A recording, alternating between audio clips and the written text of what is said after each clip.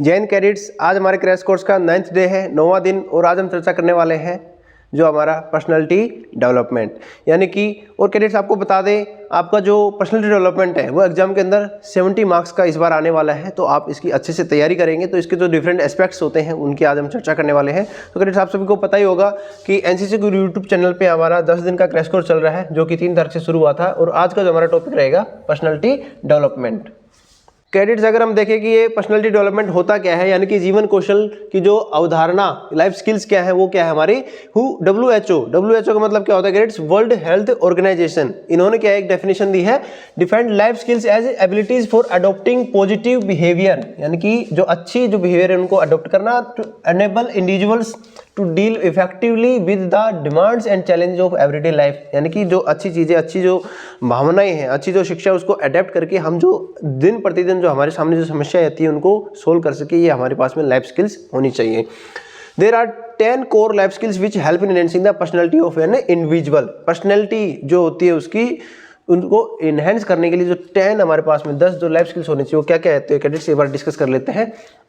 हमारा जो व्यक्तित्व विकास के लिए, यानी कि सेल्फ अवेयरनेस, आत्म जागरूकता होनी चाहिए, एम्पैथी, सहानुभूति होनी चाहिए, क्रिटिकल थिंकिंग, महत्वपूर्ण सोच, क्रिएटिव थिंकिंग, रचनात्मक सोच, प्रॉब्लम सॉल्विंग, समस्या समाधान करने की कुशलता, डिसीजन मेकिंग, निर्णय लेना, इंटरपर्सनल रिलेशनशिप, पारस्परिक संबंध, इफेक्टिव कम्युनिकेशन, प्रभावी संचार, कोपिंग विद इमोशंस, भावनाओं से निपटना, एंड कोपिंग विद स्ट्रेस, तनाव को झेलना। ये सारे जो हमारे 10 जो कोर स्किल्स है हमारे अंदर होनी चाहिए। थोड़ी थोड़ी बात कर लेते हैं। सेल्फ अवेयरनेस, यानी कि जागरूक होना चाहिए, हमें पता होना चाहिए क्या सही और क्या गलत है। एम्पैथी, यानी कि किसी और की जो समस्या, यानी कि putting yourself in someone else shoes, यानी कि उसकी समस्या को अपने मतलब अपने आप को उसकी जगह रख के समझना, ये क्या होता है? एम्पैथी। क्रिटिकल थिंकिंग, हमें क्या सही है क्या गलत है, प्रोस कॉन्स एनालिसिस, सारा हमें ये जो क्रिटिकल थिंकिंग हेल्प करता है। क्रिएटिव थिंकिंग, कुछ रचनात्मक सोचना, अच्छा सोचना कि हम क्या क्रिएट कर सकते हैं, ठीक है, क्या नया बना सकते हैं। प्रॉब्लम सॉल्विंग स्किल्स, कोई भी मान लो कोई प्रॉब्लम आ गई, उसको स्किल जो है ना सोल्व करने की हमारे पास में क्या होनी चाहिए? स्किल होनी चाहिए। डिसीजन मेकिंग, कोई भी मान लो हमें डिसीजन लेना तो उससे हमें पीछे नहीं हटना चाहिए, आगे आके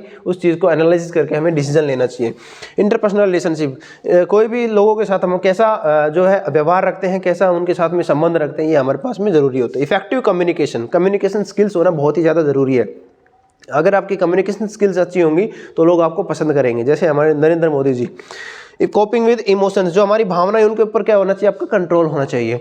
फिर हमारा कोपिंग विद स्ट्रेस, मान लो को कभी कभी तनाव हो गया, तो तनाव बड़ी नॉर्मल चीज़ है, ये किसी को भी हो सकता है, तो थोड़ी मात्रा में अगर हो रहा है तो नॉर्मल है, तो उसको भी हमें अगर ज़्यादा हो रहा है तो उसको कंट्रोल करना आना चाहिए। तो इस तरह से आप देखें तो आप सिंपल मैन होकर भी आप क्या कर सकते हैं?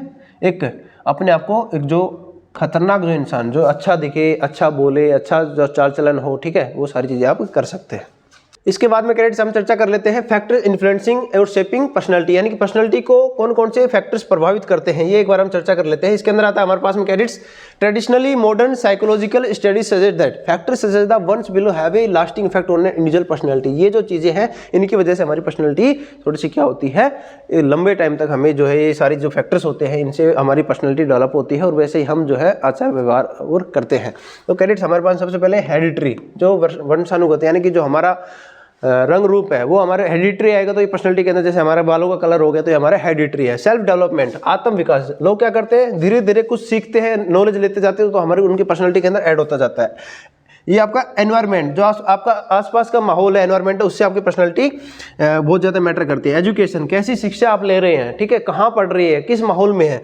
लाइफ सिचुएशंस, जो अलग अलग आपकी परिस्थितियां आती हैं उनसे आप कैसे कोप अप करते हैं, ये आपके पर्सनालिटी के अंदर आता है। पास्ट एक्सपीरियंस, जो मान लो अतीत के अंदर जो हमारे जो एक्सपीरियंसेस रहे उनसे हम बहुत कुछ सीखते हैं। ड्रीम्स एंड एम्बिशंस, हम कुछ अच्छा करने की जो चाह रखते हो, कुछ ड्रीम्स, हमारे कुछ सपने पूरे करने के लिए हम कुछ कर रहे थे, हमारे पर्सनालिटी के अंदर वो चीज़ झलकने लग जाते हैं। मान लो जैसे हमें डिफेंस में जाना है तो हम उन्हीं की तरह रहना, खाना, सुबह जल्दी उठना, ठीक है, रात को टाइम से सोना, कोई भी चीज़ को अच्छे से अंजाम देना, ठीक है, किसी से फालतू बात नहीं करना, टाइम पे सारी चीज़ें पंक्चुअलिटी के साथ करना और कम बोलना, ये सारी क्या होता है? डिफेंस। वो हम वैसा ही प्रैक्टिस में अगर लाना शुरू कर देते तो हम एक एज ए ऑफिसर मान लेते हैं, ऑफिसर लाइक क्वालिटी जैसे बोलते हैं, वो इन्वॉल्व करना शुरू कर देते तो हम ऑब्वियसली ऑफिसर भी बन जाते हैं। सेल्फ इमेज, जो हमारी खुद की छवि है कि अपने आप के बारे में पॉजिटिव सोचना, कुछ नॉलेज इकट्ठा करना, ठीक है, लोगों को अवेयर करना, ये सारी चीज़ हमारी सेल्फ इमेज, जो हमारे खुद की, जो खुद के बारे में अच्छा सोचते हैं, वो उन वैल्यूज, जो कुछ मान्स होते हैं हमारे, जैसे मान लो कुछ वैल्यूज होती है, उनको आप लेके चलना होता है, तो ये हमारी क्या होती है? पर्सनैलिटी को बनाती है सारी चीज़ें।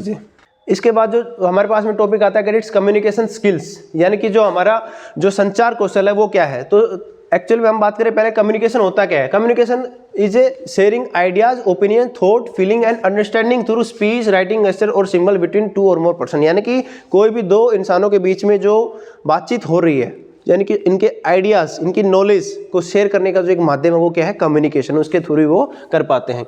तो ये क्या है, हमारा एक माध्यम है, ठीक है। Communication is conveying a message verbally, written और यूज ऑफ साइन। तो ये सारी, जैसे आपने पहले देखा होगा कि आदम के ज़माने में, यानी कि पहले जो क्या होता था, साइन लैंग्वेज होती थी, उससे हमारी बातचीत होती थी। फिर हमारे पास में जैसे वर्बली हम बोल करके बातें करते थे, फिर जैसे धीरे धीरे लिखना सीखा तो हमने फिर जो है रिटन, जो हम बातचीत कर ले, जैसे लेटर वगैरह लिख रहे हो, हम बोल के जैसे आपको पढ़ा रहे हैं, तो ये हमारा क्या है, कम्युनिकेशन हो रहा है।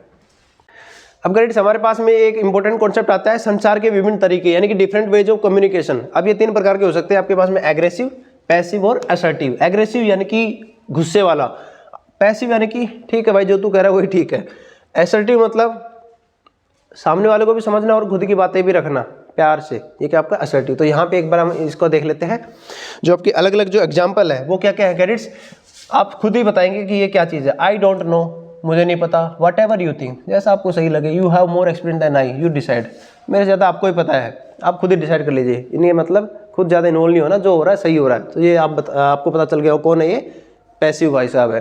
फिर हमारा होता है this is the right way to do it, क्या ये सही तरीका इसको करने का। It's going to be my way, मैं जैसा चाहूँगा वैसा होगा। It's you are just stupid if you think that will work, इतने बेवकूफ़ हो कि तुम्हें लगता है काम करेगा। Who cares what you feel, क्या फ़र्क पड़ता है किसी को कि तुम्हें क्या फील हो रहा है। तो ऐसी कौन बातें करेगा, एग्रेसिव, कौन, एग्रेसिव। नेक्स्ट हम बात करें so what you are saying is, यानी कि ओपन एंडेड क्वेश्चन रखना, आप क्या कह रहे थे कि हाँ, उसको इन्वॉल्व करना कि भाई मैं कुछ बोल रहा हूँ उसको सुन। I think, I feel, I believe that, इन जो वर्ड्स का यूज़ करना। आई वुड अप्रिशिएट, यानी कि मान लो सामने वाला कुछ अच्छा बोल रहा है तो उसको अप्रिशिएट करना, ठीक है। कुछ हेल्प कर रहा है आपकी तो उसको थैंक्स बोलना, ठीक है। कुछ आप, ये सारी चीज़ें क्या होगी, कौन बोलेगा, असर्टिव जो कम्युनिकेशन होगा। और सबसे जो बेस्ट जो कम्युनिकेशन होता है कौन सा होता है, असर्टिव। ना तो आपको बहुत ज़्यादा गुस्सा करना है, डोमिनेंट में नहीं होना, और जो पैसिव, किसी दूसरे वाले को डोमिनेंट नहीं होने देना। आपको जो सही है उस तरह से आपको अपने आप को प्रेजेंट करना, ये आपका बेस्ट जो कम्युनिकेशन होता है, असर्टिव। इसके बाद कंपोनेंट्स की of effective communication. Effective communication का जो होता है कौन कौन सा, वर्बल कम्युनिकेशन, यानी कि बोल के जो हमारी बातचीत हो रही है वो क्या है, verbal communication. Non verbal communication, यानी कि जो साइंस है, साइन मतलब जो हमारे जो चिन्ह, जैसे हम बोल रहे हैं, जैसे हमारा बॉडी लैंग्वेज हो गया, जैसे हमारा आई कांटेक्ट हो गया, ठीक है। जैसे हमारा जैसे होठों का काटना हो गया, ठीक है। इधर उधर गर्दन घुमाना, इधर सोचना, ये सारी चीज़ें किस में आती है, नॉन वर्बल में, यानी कि साइन कम्युनिकेशन। लिसनिंग, सुनना बहुत इंपॉर्टेंट है कैडेट्स। एक अच्छा स्पीकर वही बन सकता है जो एक बहुत अच्छा लिसनर होता है। Good listener can be only the best speaker. आपको अगर बहुत अच्छा अगर बनना है, स्पीकर बनना है, तो आपको सबसे पहले क्या बनना पड़ेगा, बहुत अच्छा लिसनर। आप किसी की सुनोगे नहीं तो आप दूसरे को कैसे सुना पाओगे। तो ये बड़ा इसका जो है फैक्टर होते हैं, components of the effective communication. इसके बाद में कैडेट्स, जैसे हमने पहले देख लिया कि कंपोनेंट्स ऑफ इफेक्टिव कम्युनिकेशन कौन कौन से, वर्बल, नॉन वर्बल और listening.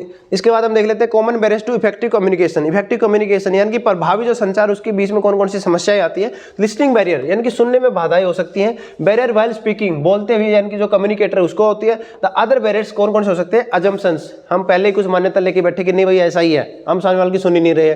Patterns reverting to type, यानी कि जो भी हमने पहले से बना के रखा है कि नहीं आप गलत कह रहे हो, ऐसा तो कुछ है ही नहीं यार, हमारे ने तो ये सुना, उसी को आप स्टिक हो रखे हो। लैंग्वेज और डिफरेंट लेवल ऑफ मीनिंग, यानी कि अलग अलग लैंग्वेज में अलग अलग मीनिंग होते हैं। हम आपको एक इंटरेस्टिंग जो इसके अंदर बता देते हैं। जैसे हम आंध्र प्रदेश एक बार गए थे, तो उस टाइम पे वहाँ पे क्या बोलते हैं, इस चीज़ को आप एज ए जो लैंग्वेज होता है, इनके अंदर जो कुछ अलग अलग जो वर्ड्स होते हैं, आप इसको सीरियस ना लें, थोड़ा मजाक के लिए हम आपको बता रहे हैं कि जैसे वहाँ पे बोलते हैं रंडी, ठीक है, इट रंडी, यानी कि इधर आओ, कम हियर, इसका मतलब क्या होता है, रंडी। लेकिन अगर आप हरियाणा, राजस्थान, इस एरिया में अगर आप रंडी बोलते हो तो आपको पता होगा क्या होगा, ठीक है, जूते इतने पड़ेंगे कि भाई साहब आप समझ रहे होंगे, ठीक है। तो यहाँ पे रंडी का अलग मतलब और वहाँ पे रंडी का अलग मतलब। तो ये क्या होता है, लैंग्वेज के अंदर क्या होता है, थोड़ा बहुत क्या हो सकता है, डिफरेंट मीनिंग हो सकता है। एरेनियस ट्रांजिशन वैल्यू जजमेंट, यानी कि अलग अलग जो है लोगों की वैल्यूज हो सकती है, अलग अलग जो कुछ एरर्स उसके अंदर हम मतलब डिपिक्ट कर सकते हैं। यूज ऑफ नेगेटिव वर्ड्स, अगर हमने बात करते हुए कुछ नेगेटिव वर्ड बोल दिया तो सामने वाले में क्या होता है, फिर प्रिटेंड कर लेता है कि फिर बहुत सारी चीज़ें इसके अंदर नेगेटिव होती चली जाती है। परसेप्शंस, कुछ हमारे जैसे पहले से प्री जजमेंट मान लिया कि नहीं यार ऐसा है, पहले ही उसको डिसाइड कर लिया कि नहीं है। तो ये सारी चीज़ें क्या होती है, इफेक्टिव कम्युनिकेशन को बाधित करती है। इसके बाद में कैडेट्स हमारे पास में आता है रिड्यूसिंग द कम्युनिकेशन गैप। जो कम्युनिकेशन गैप होता है उसको हम किस तरह से कम कर सकते हैं, तो हम जल्दी से एक बार देख लेते हैं। प्लान अहेड, पहले से प्लान बनाना होना चाहिए। Involve others to contribute to planning, जो प्लानिंग कर रहे हैं हम दूसरों को भी उसको इन्वॉल्व कर रहे हैं। Listen to the suggestions made by others, दूसरे जो बता रहे हैं उनके सजेशन को सुनना चाहिए। Speak with purpose and be specific, कम बोलना है, सही बोलना है, स्टिक रहना है। Justify your stand without upsetting others, खुद का स्टैंड तो लेना ही है लेकिन दूसरों को दबाना नहीं है भाई, ठीक है, उनको भी सुनना है। हैव सेंस ऑफ ह्यूमर, ये होना चाहिए आपके अंदर। हैव एम्पैथी, सहानुभूति होनी चाहिए। Do not be judgemental, pre judgement नहीं रहना। ये मोस्टली पीपल की जो है प्रॉब्लम होती है कि सामने वाले से ना बात की, ना कभी मिले, ना कोई हाय हेलो किया, फिर भी क्या बोलते हैं कि भाई साहब वो तो रूड है, वो तो बिल्कुल ऐसा खतरनाक आदमी है, वो बहुत बुरा है, वो बहुत अच्छा है। ये क्या होता है, प्री जजमेंट। दिमाग के अंदर कुछ अलग ही अपन क्या है, खिचड़ी पका लेते हैं। अरे भाई आगे सामने वाले से इंसान से मिलो, एक बार बातचीत करो, खुद डिसाइड करो, तब जाके कुछ बोलो कि हाँ। लेकिन ये बड़ी प्रॉब्लम होती है सोसाइटी की, इसी वजह से क्या होता है, लोग डेवलप नहीं कर पाते, फिर एक दूसरे की लेग पुलिंग करते, ये सारी चीज़ें इसके अंदर आती हैं। फिर do not underestimate the ability of others to contribute, यानी कि ऐसा नहीं कि बस सिर्फ मैं ही हूँ, ऐसा नहीं करना है। मैं ही नहीं, हम सब मिलके उस चीज़ को कंट्रीब्यूशन दें। Observe the body language of the non verbal communication of the others, body language को आप जैसे, अब मैं बोल तो रहा हूँ कि यस सर, लेकिन मेरा कैसा है, यस सर, तो इससे क्या होगा कि मेरी बॉडी क्या कह रही है कि नहीं, लेकिन मैं बोल के रहा हूँ हाँ। जैसे मैं बोला नहीं सर, अपोजिट, यानी कि बॉडी लैंग्वेज का सिंक्रोनाइजेशन होना बहुत ज़्यादा जरूरी है। Be transparent to inform other of the planned activities and get feedback, आपने जो कुछ भी करना है, ठीक है, जैसे हम आपके लिए क्या बना रहे हैं, वीडियो बना रहे हैं, हमारे पास जो नॉलेज हम आप तक पहुंचा रहे हैं, तो आप क्या कर रहे हैं, नीचे कमेंट्स के अंदर इसका फीडबैक दे रहे हैं कि सर ये चीज़ आप वीडियो बनाइए या फिर इसके अंदर ये इंप्रूव कीजिए। तो फीडबैक के लिए तभी तो फीडबैक आएगा जब लोगों को पता होगा कि हाँ, तो लोगों तक उस चीज़ को आप पहुंचाइए पहले, फीडबैक के लिए फिर बताना पड़ेगा। Make modification in the plan to shoot the need, यानी कि आपको जो प्लान के अंदर कुछ मॉडिफिकेशन भी करने पड़ सकते हैं टाइम के हिसाब से। The words yes and no are very powerful, learn to use them appropriately, यानी कि आप बात कर रहे हो, ठीक है, कोई बोल रहा है सामने, लेक्चर दे रहा है, आप सिर्फ ऐसे भूत बन के बैठे हो, नहीं, ऐसे नहीं करना। आपको हाँ या ना में जो है जवाब देना है, नोटिंग करनी है, ये सारी चीजें आपके कम्युनिकेशन, इफेक्टिव कम्युनिकेशन को जो है एस्टेब्लिश करती है और आपका जो कम्युनिकेशन गैप होता है उसको रिड्यूस करती है।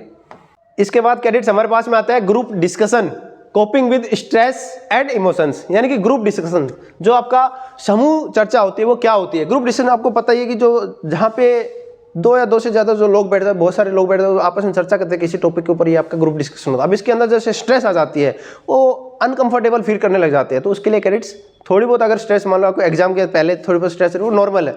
बहुत ज़्यादा स्ट्रेसफुल, यानी कि आपको जो है एंग्जाइटी हो रही है, टेंशन हो रही है, नहीं, उसको आप अगर फेस कर रहे हैं तो आपको क्या करना चाहिए, आपको प्रोफेशनल से किसी से मिलना चाहिए, आपको कैरियर काउंसलिंग करनी चाहिए, आप किसी अच्छे इंसान से मिले ताकि वो आपको मोटिवेट करे और इन सब चीज़ों से दूर रखे। तो कैडेट्स हमारे पास में क्या, stress is a very common phenomenon and is universal in nature, सबके अंदर, ये बड़ी कॉमन है, सबके अंदर आती है, चाहे कोई भी हो। It is our body reaction to people and events and to our own thoughts, some level of stress is normal, ये क्या बताया हमने, नॉर्मल है। Such as before test, stage performance और एन एथलेटिक इवेंट, ये क्या टेस्ट नॉर्मल है, तो इसके आपको ज़्यादा टेंशन लेने की जरूरत नहीं। इसके बाद अगर इसके बियॉन्ड कुछ हो रहे तो आपको प्रोफेशनल की जो हेल्प लेनी चाहिए। इसके बाद में कैडेट्स हमारे पास में आता है स्ट्रेस मैनेजमेंट टेक्निक क्या क्या है, तो किस तरह से इसका तनाव का प्रबंधन करें। टेक डीप ब्रीथ, आप लंबी सांस ले, एक बार आप थोड़ा नॉर्मल हो जाएंगे। Take it out, talk it out, जो भी आप प्रॉब्लम चल रही है उसको आप बताइए, शेयर कीजिए। टेक ए ब्रेक, आपको बीच में ब्रेक ले लेना, मान लो आप लॉन्ग आवर्स के लिए काम कर रहे हो और आपका पूरा कंसंट्रेशन एक ही चीज़ पे, थोड़ा सा ब्रेक ले लीजिए उससे, ठीक है। Create a quite place in your mind, थोड़ा सा अपने मन की शांति थोड़ा बनानी है। Pay attention to physical comfort, जो शारीरिक आराम पर थोड़ा ध्यान दे कि ये कोई चीज़ आपको इरिटेट तो नहीं कर रही है, कोई चीज़ आपको प्रॉब्लम तो नहीं कर रही है, मूव, वहाँ से हट जाओ, जिस प्रॉब्लम में आपको वहाँ से थोड़ा अलग हट जाओ।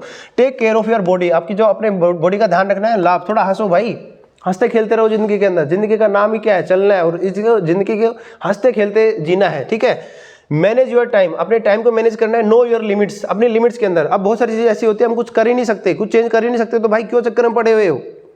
कुछ बहुत सारी चीज़ें ऐसी होती है जो हम कर सकते हैं, तो उनको करो और खुश रहो। फालतू की चीज़ों के अंदर जो लिमिट के अंदर रहोगे तो खुश रहोगे। Do you have to be right always, जरूरी नहीं कि आप हमेशा सही रहो, सीखने के लिए भी होता है भाई, गलती करोगे तभी तो सीखोगे।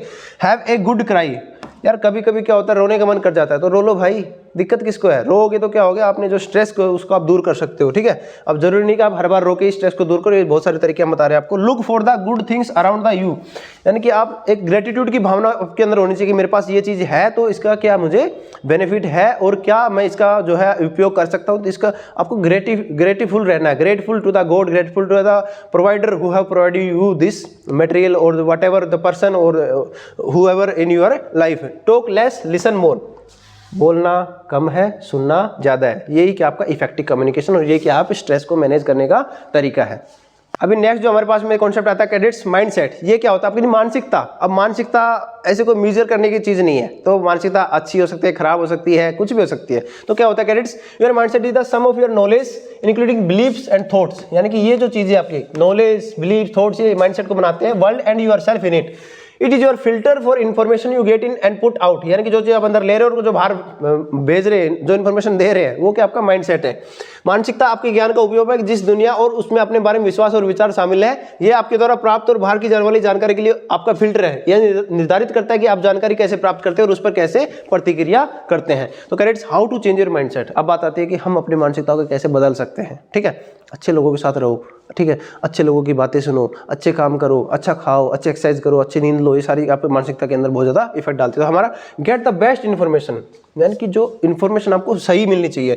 Role model to the best people. जो बेस्ट पीपल, जैसे हमारे डॉक्टर APJ अब्दुल कलाम है, उनको आप रोल मॉडल मान सकते हैं। ठीक है, इस तरह से आपको क्या है, रोल मॉडल बनाने हैं। Examine your current beliefs. जो आप करंट में जो ऐसा सोचते हो, आप उनको नोट डाउन कीजिए, आप उनको एनालाइज कीजिए कि आप क्या सही कर रहे हो, क्या गलत कर रहे हो। Shape your mindset with vision and goal. अपने आपको क्या इस तरह से अपनी गोल्स बनानी है, कुछ विजन होना चाहिए, कुछ मिशन होना चाहिए, उसके ऊपर आपको काम करना है। Find your voice. आप किस चीज़ में अच्छे हो ये आपको फाइंड आउट करना पड़ेगा। ठीक है, जरूरी नहीं कि हर एक इंसान डॉक्टर बने, जरूरी नहीं हर एक इंसान डिफेंस में जाए, जरूरी नहीं कि हर एक इंसान IAS बने। आप क्या अच्छा कर सकते हो, इस चीज़ को आपको फाइंड आउट करना है। Let go of comparisons. कभी भी है ना जिंदगी के अंदर किसी से अपने आप को कंपेयर मत करना। और किसी भी, जैसे मान लो इन फ्यूचर आप पेरेंट्स भी बनो, तब भी अपने बच्चों को किसी से कंपेयर नहीं करना। ये सबसे बड़ी समस्या होती है। हम क्या करते हैं, अरे भाई सामने वाले के पास गाड़ी है, बंगला है, घर है, कुछ भी है, हमारे पास जो है उसमें gratitude, just be grateful to the god कि हमारे पास जो है हम उसी के अंदर खुश है। कंपेयर नहीं करना। कंपेयर करोगे तो आज जैसे हम गाड़ी, फिर कल हमारे पास में बड़ा घर, ये इच्छाएं कभी पूरी नहीं होती दोस्त। ठीक है, कंपेयर कभी नहीं करना है, खुश रहना है। अब इन फ्यूचर जैसे आप पेरेंट्स बनोगे तब भी क्या करना है, जैसे आपके बच्चे हैं, ठीक है, और पड़ोसियों के बच्चे हैं, वो अच्छा पढ़ रहे हैं, तो ऐसा नहीं कि भाई तू भी फर्स्ट रैंक ला, तू भी पढ़, नहीं, जस्ट उनको जीने दो यार, बचपन है उनका, जैसा जी रहे हैं। ठीक है, आपको क्या नहीं करना, कंपेयर कभी नहीं करना। किसी भी हालात में किसी भी चीज़ को कंपेयर नहीं करना कि ये अच्छा है, ये बुरा है। ये सबसे बड़ी बीमारी हमारे सोसाइटी के अंदर होती है, तो उस चीज़ को आपको रिमूव करना है। Put an end to perfectionism. और कोई भी यहाँ पे परफेक्ट नहीं है। ठीक है, अभी हम जैसे आपको पढ़ा रहे हैं, हम भी परफेक्ट नहीं है। हम भी क्या आपसे बहुत ज़्यादा सीखते हैं। जैसे हम आपके लिए तैयारी करके आते हैं, तो ये सारी चीज़ें क्या होते हैं, परफेक्ट कोई नहीं है। कोई भी जो जन्म लेता है परफेक्ट नहीं होता। धीरे धीरे क्या होता है, एक्सपीरियंस के हिसाब से चीज़ें परफेक्ट बनती जाती है। लेकिन आपको परफेक्ट, बिल्कुल 100% परफेक्ट बनने की कोशिश भी नहीं करनी। Look at the evidence. कोई भी चीज़ को ऐसा नहीं कि भाई किसी से सुन लिया तो विश्वास कर लिया, नहीं। लोग क्या करते हैं, एक दूसरे के बहका देते हैं। तो हम क्या करना है, अगर आपने कानों से सुना, आंखों से देखा, उसी के ऊपर क्या करना है, विश्वास करना है। Redefine what failures means. अब क्या करते हैं कि भाई कोई काम शुरू किया, उसके अंदर सफलता नहीं मिली तो मतलब भाई विफल हो गए, अब मेरा जिंदगी के अंदर आगे कुछ नहीं, ऐसा नहीं सोचना है। रीडिफाइन फेलियर क्या है, फेलियर कुछ होता ही नहीं है, या तो आप सीखोगे या फिर आप जीतोगे, यही दो चीज़। यानी कि आप फेल हो रहे हो तो भी कुछ ना कुछ सीख रहे हो। तो ये आपको अपने माइंड के अंदर ये सारी चीज़ें लेके आनी है ताकि आप अच्छा कर सको, अपना माइंडसेट अच्छा बना सको। Stop worrying about what people think. बड़ी इंपॉर्टेंट चीज़ है कि भाई लोग क्या कहेंगे। तो भाई लोग कुछ तो कहेंगे, लोगों का काम है कहना। कहीं इन बेकार की बातों में बीत ना जाए आपका महीना। इन सारी जो बातें होती है कि भाई ये कौन सोचेगा, क्या सोचेंगे, क्या करेंगे, नहीं, आपको उनसे कोई मतलब नहीं है। लोग अगर आप अच्छा करोगे तो आपको अच्छा बताएंगे, आप अगर कुछ भी करोगे तो आपको खराब बताएंगे। आप वो उनके ऊपर है, वो अच्छे को अच्छा और बुरे को बुरा कह सकते हैं, अच्छे को बुरा और बुरे को अच्छा, वो उनके ऊपर डिपेंड करता है। वो कुछ भी, आपको समाज के लिए ज़्यादा कुछ सोचना नहीं है कि भाई वो क्या सोचेंगे। आप अपने ऊपर काम करना है और अपने लिमिट्स को पहचान करके अपने विजन और मिशन बनाना, और अच्छे जो आपका माइंडसेट के साथ में आपको आगे प्रोग्रेस करनी है।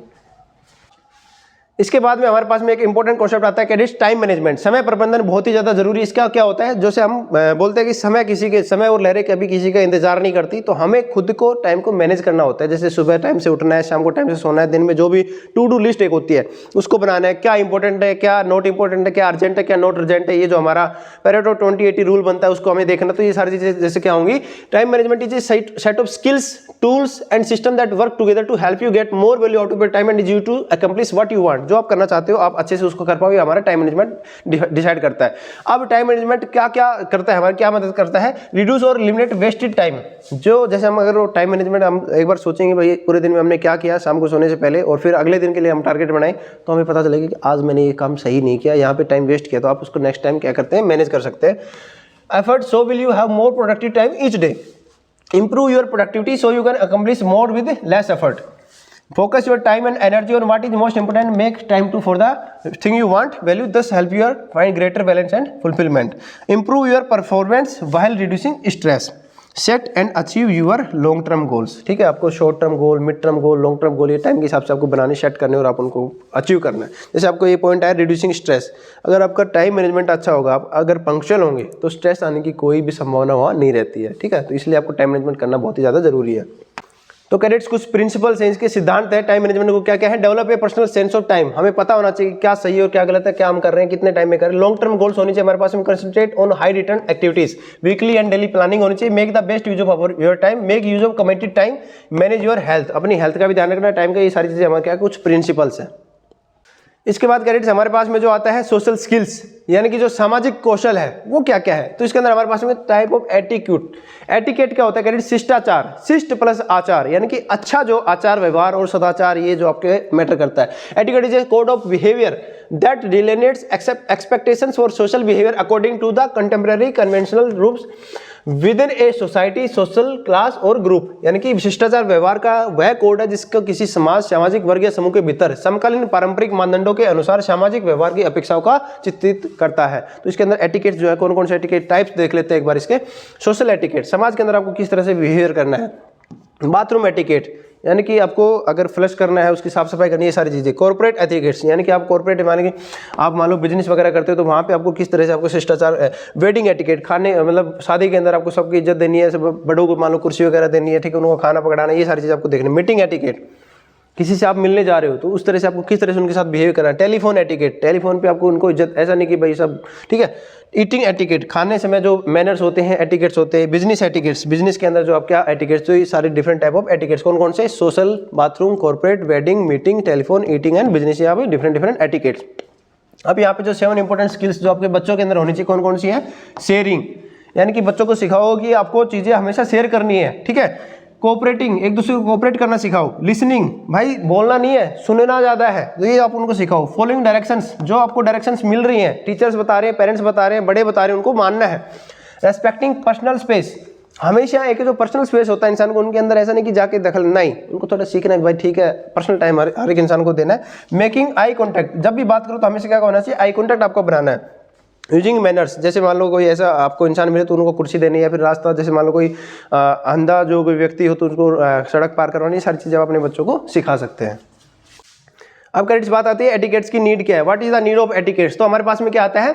Etiquette makes you cultured individual, जो आप अच्छा इंसान बनाते हैं। Etiquette teaches you the way to talk, walk and most important behave in the society, किस तरह से आपको चलना, बात करनी है, सारी चीज़ आपको सिखाता है। Etiquette is essential for ever lasting first impression, यानी कि पहला इंप्रेशन लास्ट इंप्रेशन होता है। ठीक है, तो वो आपको सिखाती है। Etiquette enables the individual to earn respect and appreciation in the society, यानी कि उनकी रेस्पेक्ट गेन करने में हमारी मदद करता है। फिर हमारा इंप्रूविंग सोशल स्किल्स, किस तरह से हम सोशल स्किल्स को इंप्रूव कर सकते हैं। बी योरसेल्फ, हमेशा कोई भी ना बनावटी चीज़ आपको नहीं, जो आप हो वही आपका रिप्रेजेंट करो। बी रिस्पॉन्सिबल, मान लो आपने जिम्मेदारी लेनी है, कोई गलती कर दी तो उसको एडमिट करना कि यस गलती से हो गई भाई, नेक्स्ट टाइम नहीं करूँ, इस तरह से। बी ओपन एंड अप्रोचेबल, हमेशा ऐसे रहो कि आपको कोई भी अप्रोच कर सके, और कोई भी चीज़ आपको, जैसे मान लो हेड ऑफ इंस्टीट्यूट हो तो आपको जो है कोई स्टूडेंट आकर के अपनी प्रॉब्लम बता सके, आप उनका सोल्यूशन करें।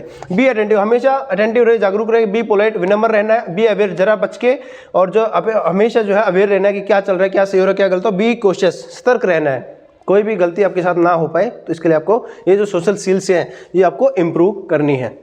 इसके बाद कैडेट्स हमारे पास में आता है इंपॉर्टेंस ऑफ ग्रुप और टीम। अब ग्रुप और टीम होती क्या है? 2 या 2 से ज़्यादा लोग होते हैं, साथ मिलकर के एक सिंपल एक जो टास्क होती है, जो सिंगल टास्क के ऊपर काम करते हैं, वो क्या होता है? आपका ग्रुप होता है। यानी कि definition of group, a group can be defined as any number of people who share goals, often communicate with one another over a period of time and are few enough so that each may communicate with each other। तो क्या करते हैं वो? Objective is also called a group, जो common objective के ऊपर काम करते हैं हमारा ग्रुप होता है। जैसे कि सभी मिलकर के एक कॉमन जो गोल होता है उसको क्या अचीव करते हैं।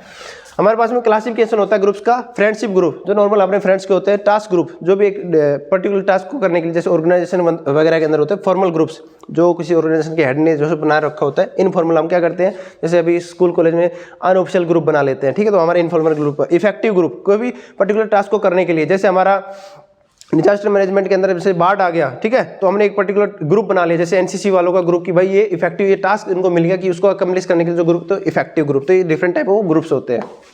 नेक्स्ट हमारे पास में आता है credits types and characteristics of team. Team की क्या विशेषताएं होती है? तो डेफिनेशन जैसे जिस तरह से ग्रुप था उसी तरह से क्या है टीम है। When two or more people who are in interdependent, एक दूसरे पर dependent, who share responsibility for outcomes, who see themselves and are seen by others, ये क्या होता है? टीम होता है। अब यहाँ पे देखेंगे क्रेडिट्स, ये जो सिंगल एक जो लकड़ी है, ठीक है, इसको कैरी करना बहुत ही ज़्यादा मुश्किल है, लेकिन यहाँ पे जो हमारे जवान है, ठीक है, 1 2 3 4 5 6 7 8 लोग मिलकर के एक पूरे पेड़ को उठा के ले जा रही है, तो क्या है? टीम वर्क है, ठीक है।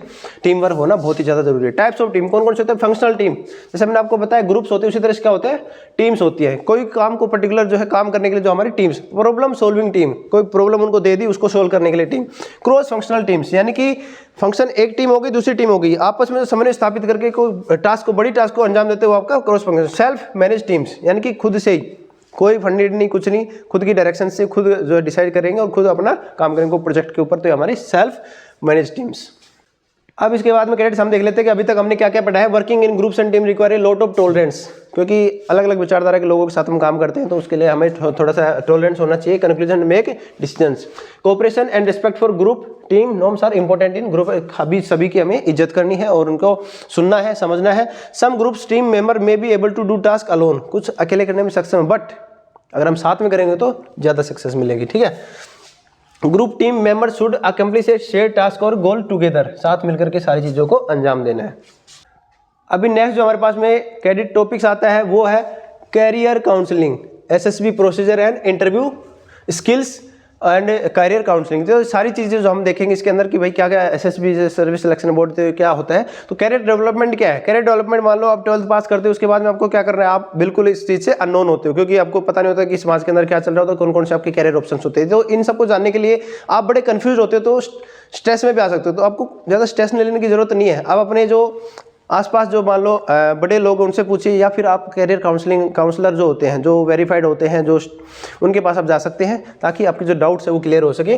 तो life long process that actually starts with an individual, तो आपके वैल्यूज, एबिलिटीज, पर्सनैलिटी, ये सारी चीज़ें आपको वहाँ पे देखने को मिलती हैं। Career counselling is a counselling और mentoring coaching on issues related to individual career के बारे में जो बात करते हैं वही आपका कैरियर काउंसलिंग होता है। Counselling is a process that will help you to know and understand yourself and the world of work in order to make career, education and life decisions को लेने के लिए, जैसे आपको कौन सी स्ट्रीम में जाना है, और 10th के बाद में आपको जैसे ये प्रॉब्लम आती है कि भाई मैं 11th में कौन सा सब्जेक्ट लूँ, मैथ लूँ, बायो लूँ, ठीक है, कॉमर्स लूँ, आर्ट्स लूँ। तो ये सारी चीज़ें आपको क्लियर करने के लिए आप अपने टीचर से, कैरियर काउंसलर से, जो भी आपके रिपीटेड होते हैं, आप उनसे डिस्कस कर सकते हैं, ठीक है। और जो अलग अलग ऑप्शन है आप उनको डिसाइड कर सकते हैं। जैसे मान लो 12th होगी, उसके बाद में कौन सी जॉब लेनी है, किसकी तैयारी करनी है, सारी चीज़ें आप उनसे डिस्कस कर सकते हैं।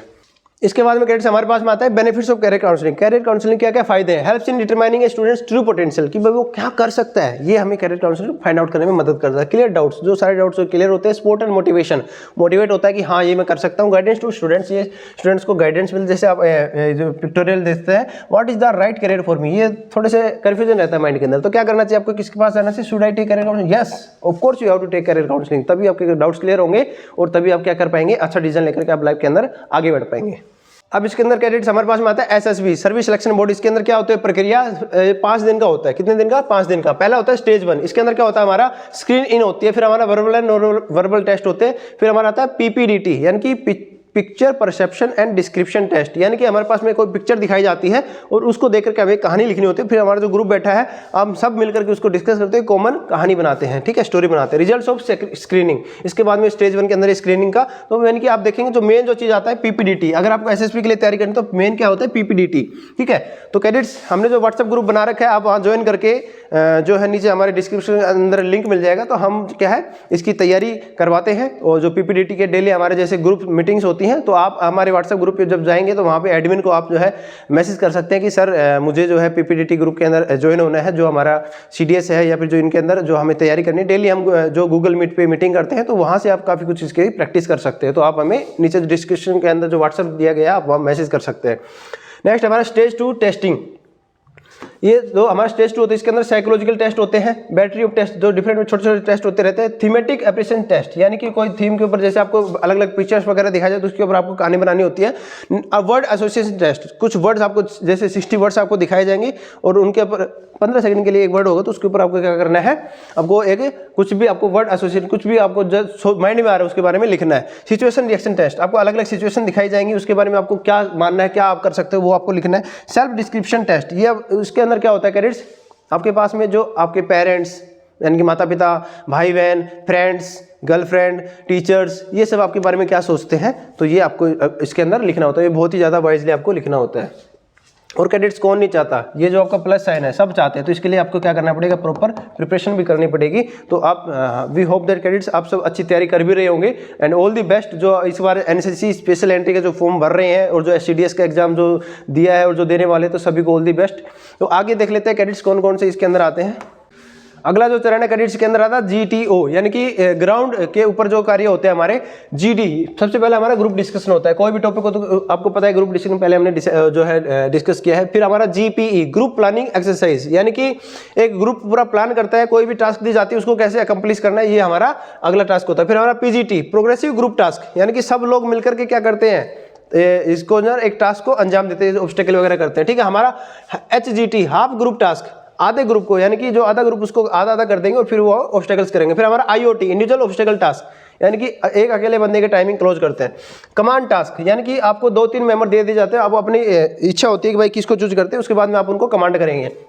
फिर हमारा snake race, group obstacle race, इसके अंदर एक आपके सांप की जैसी आपको रस्सी दी जाती है जिसकी मदद से आपको अलग अलग ऑब्स्टेकल्स को आपको पार करना होता है। फिर हमारा इंडिविजुअल लेक्चरेट, एक लेक्चरेट होता है आपका जिसके ऊपर कोई भी आपको टॉपिक के ऊपर आपको बोलना होता है। फिर हमारा FGT, फाइनल ग्रुप टास्क, इसके अंदर आपको क्या करता है, एक बार फिर से आपको अच्छा परफॉर्म करने की जो है मौका मिलता है। तो आप देख सकते हैं अलग अलग ऑब्स्टेकल जो एस्पिरेंट्स है वो कर रहे हैं, ठीक है। अब एक जो कैडेट्स हमारे पास में आता है इंटरव्यू स्किल्स कौन कौन से, वो हम देख रहे थे सोशल स्किल्स थे, ठीक है। फिर हमने देखा था कैरियर काउंसलिंग, अब देख रहे हैं हम इंटरव्यू स्किल्स। तो इसके अंदर जो मेन इंपॉर्टेंट कंपोनेंट आता है करिकुलम विटे, आपको सबको पता है करिकुलम विटे, कोई भी कहीं भी जॉब के अप्लाई करते हैं तो हमें CV लगाना पड़ता है। तो इसके लिए हम जो इंपॉर्टेंट बता दें, आपका जो बायोडाटा होता है वही क्या है, आपका करिकुलम विटे है। अब इसके अंदर जैसे मान लो आपको CV लिखना पड़ गया, तो सबसे पहले आप क्या लिखेंगे, जो एजुकेशनल क्वालिफिकेशन लिखते हैं, तो प्रेजेंट में जो कर रहे हैं वो, उसके बाद में उससे पहले जो किया, यानी कि रिवर्स ऑर्डर के अंदर आपको अपनी एजुकेशनल क्वालिफिकेशन, फिर उसके अंदर आपकी हॉबीज लिखनी है, ठीक है। आपको जैसे कोई रेफरेंस वगैरह है वो लिखना है, आपका इंटरेस्ट, आपकी स्किल्स, ये सारी चीजें आपको इसके अंदर लिखनी होती है। Outline of A persons educational and professional history, it is prepared for job applications, another name for CV is the resume भी आप इसको बोलते हैं, ठीक है। बायोडाटा। इंटरव्यू स्किल्स कौन कौन सी हो सकती हैं, interview is when you want to tell the employer और admission representative about your stands, skills, education and work, इस सब के बारे में आप सामने वाले को इंटरव्यू को बता रहे हो, तो ये आपका साक्षात्कार के बारे में हम बात कर रहे हैं। स्वयं को जानना, सकारात्मक रूप से अपने मौजूद पक्षों को बेचना ही आपको क्या है, नौकरी या कॉलेज में प्रवेश दिलाएगा।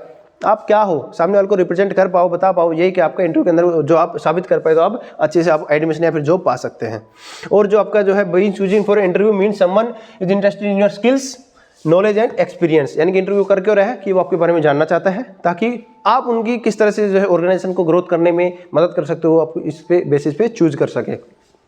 अब कैडेट्स आपको इंटरव्यू से पहले कौन कौन सी चीज़ों का ध्यान रखना है, डू योर होमवर्क, अपना जो है पहले थोड़ा जान लेंगे कि भाई कहाँ इंटरव्यू कैसे है, डू सम रिसर्च, उसके बाद रिसर्च करनी है, रेपुटेशन एटसेट्रा आपको जान लेनी है, know where you are going, कहाँ जाना है, अराइव 5 to 15 मिनट्स अर्ली, 5 से 15 मिनट वहाँ पे पहले प्रेजेंट होना चाहिए टाइम से। Be prepared when you go to the interview, और हमेशा तैयार करके जाना है, जिस टॉपिक के बारे में, जिस भी विषय के बारे में आप इंटरव्यू देने जा रहे हैं, आप उसको अच्छे से वेल रिसर्च करनी है। ड्रेस फॉर सक्सेस, आपको अच्छे से जो है अपने ड्रेसअप होना है। वुमेन्स के लिए क्या है, ड्रेस स्कर्ट जो बहुत ज़्यादा शॉर्ट भी नहीं होनी चाहिए, आप स्कर्ट भी पहन सकते हैं, और जो पैंट्स जो भी आप पहनना चाहें, dress pants with a nice blouse और blazer, no excessive jewellery, makeup और बिग हेयर, बहुत ज़्यादा लंबे बाल नहीं होने चाहिए और आपके बहुत ज़्यादा ज्वेलरी यहाँ पे नहीं होनी चाहिए। ये हम पर्टिकुलर जैसे SSB की हम बात कर रहे हैं।